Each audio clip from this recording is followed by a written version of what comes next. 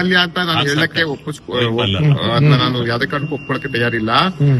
ಈಗ ಕಾನೂನು ಸುವ್ಯವಸ್ಥೆಯಿಂದ ಪಾಪ ನಾನು ಹೇಳ್ತಾ ಇದ್ದೀನಿ, ರೈತರು ಎಲ್ಲೋ ಒಂದ್ ಕಡೆ ಒಂದು ಹಿಂಜರಿಕೆ, ಒಂದು ಭಯ ಇತ್ತು, ಭಯದ ವಾತಾವರಣ ಇತ್ತು. ಯಾಕೆ ಹಾಸನ ಜಿಲ್ಲೆ ನಿಮ್ ಎಲ್ಲರಿಗೂ ಗೊತ್ತು, ಮಾಧ್ಯಮದವರಿಗೆ ಹಾಸನ ಜಿಲ್ಲೆಯಲ್ಲಿ ಎಷ್ಟು ಭಯದ ವಾತಾವರಣ ಮುಂಚೆ ಇತ್ತು ಅನ್ನೋದು. ಆ ಭಯದಿಂದ ಈಗ ಒಬ್ಬೊಬ್ಬರಿಗೆ ಒಂದು ಧೈರ್ಯದಿಂದ ಹೊರಗಡೆ ಬರ್ತಿದ್ದಾರೆ. ಈಗ ರೈತರು ಅವ್ರು ಹಕ್ಕಿ ಕೇಳೋದು ತಪ್ಪೆಲ್ಲಿದೆ. ಹಾಗಾಗಿ ಇವತ್ತು ಕೇಳಿದರೆ ಅದನ್ನ ಬಗೆಹರಿಸ್ಕೊಡ್ತೀವಿ ಅಂತ ಗಣ ಸರ್ಕಾರದ ಮುಖ್ಯಮಂತ್ರಿಗಳು ನಮಗೆಲ್ಲ ಭರವಸೆಯನ್ನು ಕೊಟ್ಟಿದ್ದಾರೆ. ಹಾಗಾಗಿ ಎಲ್ಲೋ ಒಂದ್ ಕಡೆ ರೈತರಿಗೆ ಆಶಾಭಾವನೆ ಬಂತು. ಇಷ್ಟು ವರ್ಷದಿಂದ 2019ರಿಂದ ಇದ್ದಿದ್ದಂತ ನೆನೆಗುದಿಗೆ ಬಿದ್ದಂತದನ್ನ ಇವತ್ತು ನಾವು ತಂದಿದೀವಿ ಅನ್ನೋದು. ಆಮೇಲೆ ನಮ್ಮೆಲ್ಲರ ಕನಸು IIT ಬರಬೇಕು ನಮ್ಮ ಹಾಸನಕ್ಕೆ ಅನ್ನೋದು. ನಾನು ಸಹ ಸದನದಲ್ಲಿ 2 ಬಾರಿ ಸದನದಲ್ಲಿ ಮಾತಾಡಿದೀನಿ. ಕೇಂದ್ರ ಎಜುಕೇಶನ್ ಸಚಿವರು ಧರ್ಮೇಂದ್ರ ಪ್ರಧಾನ್ ಅವ್ರನ್ನ ಭೇಟಿ ಮಾಡಿ ಗೌರವಪೂರ್ವಕ ಮನವಿಯನ್ನು ಸಲ್ಲಿಸಿದ್ವಿ.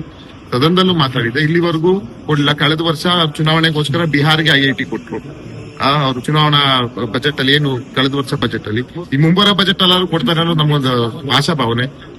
IITಗೆ ಯಾಕಂತ ಹೇಳಿದ್ರೆ ಸುಮಾರು ಅಧಿಕಾರಿಗಳು ಹೇಳೋ ಪ್ರಕಾರ ನಮ್ಗೆ 350ರಿಂದ 400 ಎಕರೆ IITಗೆ ಬೇಕು ಅಂತ ಹೇಳ್ತಾರೆ. ಹಾಗಾಗಿ ಅದಕ್ಕಿಂತ ಹೆಚ್ಚು ನಮ್ಮಲ್ಲಿ ಇದ್ರ ಲಭ್ಯತೆ ಇದೆ, ಯಾವುದು ಭೂಮಿ ಲಭ್ಯತೆ ಇದೆ. ಹಾಗಾಗಿ IIT ತರದ ಪ್ರಾಮಾಣಿಕ ಪ್ರಯತ್ನ ಮಾಡ್ಲಿ. ನಾನು ಕೇಳ್ತಾ ಇದ್ದೀನಿ, ಎಲ್ಲರನ್ನೂ ಕೇಳ್ತಾ ಇದ್ದೀನಿ, IIT ತರುವಂತ ಪ್ರಾಮಾಣಿಕತೆ. ಯಾಕಂದ್ರೆ ಕೇಂದ್ರ ಸರ್ಕಾರದಲ್ಲಿ ನಾವು ವಿರೋಧ ಪಕ್ಷದಲ್ಲಿದ್ದೀವಿ, ಇಂಡಿಯಾ ಮೈತ್ರಿಕೂಟ, ಅದ್ರಲ್ಲಿ ನಾವು ಒಂದು ಭಾಗ ಕಾಂಗ್ರೆಸ್. ಅಲ್ಲಿ ನಾವು ವಿರೋಧ ಪಕ್ಷದಿಂದ ಈಗ ನಮ್ಮ ರಾಜ್ಯದ ಮುಖ್ಯಮಂತ್ರಿ ಅಲ್ಲ, ನಮ್ಮ ರಾಜ್ಯದ ಕೇಂದ್ರ ಸಚಿವರು ಹೋಗಿ ಮನವಿ ಮಾಡಿ IIT ಕೊಡಿ ಹಾಸನಕ್ಕೆ ಅಂತ ಕೇಳ್ಬೋದಲ್ಲ. ಇದು ಜನರ ಕನಸು. ಇದು IIT ಅನ್ನೋದು ನಮ್ಮ ಹಾಸನ ಜಿಲ್ಲೆ ಜನ ಪ್ರತಿಯೊಬ್ಬ ಯುವಕ ಯುವತಿಯರ ಕನಸು. ಹಾಗಾಗಿ IITನೂ ಆಗ್ಲಿ, ಜೊತೆಗೆ ರೈತರಿಗೂ ಅನ್ಯಾಯ ಆಗ್ಬಾರ್ದು ಅನ್ನೋದು ನಮ್ಮ ಒಂದು ಆಲೋಚನೆ ಮತ್ತೆ ನಮ್ಮ ಒಂದು ಬಯಕೆ. ಅದನ್ನ ಬಗೆಹರಿಸ್ತೀವಿ ಅಂತ ಗೌರವಾನ್ವಿತ ಮುಖ್ಯಮಂತ್ರಿಗಳು ನಮ್ಗೆ ಆಶ್ವಾಸನೆ ಕೊಟ್ಟಿದ್ದಾರೆ. ಅದೇ ರೀತಿ ಬಗೆಹರಿಸ್ತಾರೆ ಅನ್ನೋದು ನಮ್ಗೊಂದು ನಂಬಿಕೆ ಇದೆ. ನಾವು ವಿರುದ್ಧ ಇಲ್ಲ. ಯಾರು ವಿರುದ್ಧ ಅಂತ ಹೇಳಿದರು? IIT ಬರೋದನ್ನ ಅವತ್ತಿನಿಂದಲೂ ಸ್ವಾಗತಿಸಿದ್ವಿ, ಮುಂದೆ ಸ್ವಾಗತಿಸ್ತೀವಿ. ಈಗ 2007ರಲ್ಲಿ ಈಗ ಬಂದಿಲ್ಲ ರೀ. 2007ರಿಂದಲೂ 20 ವರ್ಷಗಳಿಂದ ಸತತವಾಗಿ ರೈತರು ಹೋರಾಟ ಮಾಡ್ತಾ ಇದ್ದಾರೆ. ನಮ್ಗೇನು ಕೋರ್ಟ್ಗೆ ಹೋಗಿ ಕೋರ್ಟ್ ನಲ್ಲಿ ತೀರ್ಮಾನ ಆಗಿರ್ತಕ್ಕಂತ ಭೂಮಿನ ಸೈಟ್ ನ ಕೊಡಿ, ಉಳಿದನ್ನ ನೀವು ಉಪಯೋಗಿಸ್ಕೊಳ್ಳಿ, ಏನಕ್ ಬೇಕಾರ್ವೆ ಕೇಳಿ ದಿನಾರು ಮಾಡಿ, IITನಾರು ತಲ್ಲಿ ಏನಾರ ಮಾಡ್ಕೊಳ್ಳಿ. ನ್ಯಾಯಾಲಯ ತೀರ್ಮಾನ ಮಾಡಿದಿಲ್ಲ.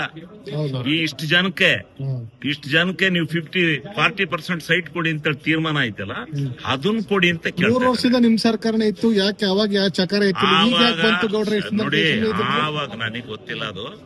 ಇವತ್ತು ನೀವು ಶಾಸಕರಾಗಿದ್ದೀರಿ 3 ವರ್ಷ ಅಂತ. ನನಗೆ ರೈತರು ಇಷ್ಟ ದಿನ ಒಂದು ಭಯದ ವಾತಾವರಣದಲ್ಲಿದ್ರು. ಈಗ ಹೇಗೆ ನೀವೇ ನೋಡ್ತಿದ್ದೀರಿ, ಬಿಡದಿಲಿ ರಾಜಕೀಯವಾಗಿ ಅಂತ ತಿಳ್ಕೊಂಡಿದೆ.